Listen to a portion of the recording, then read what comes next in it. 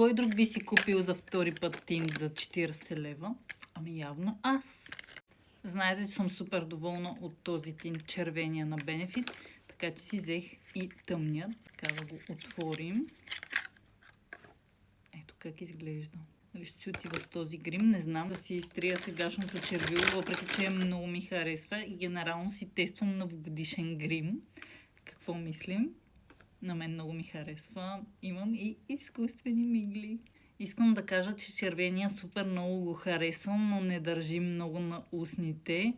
Но този е пигментиран и мисля, че ще държи повече. Кажете ми, ако знаете някой друг тинт, който седи цял ден. Искам да ви кажа, че изобщо не изсушават устните и са страхотни. Честно казвам, аз не си ги слагам по скулите, защото един път пробвах и ако сложите директно на скулите, стейнват, така че трябва първо на ръката и след това да си сложите, но аз не ги нося там. Така най-накрая тинт, който не е розов. Обожаваме тинтове, които не са розови. Все едно си имате цвят на устните.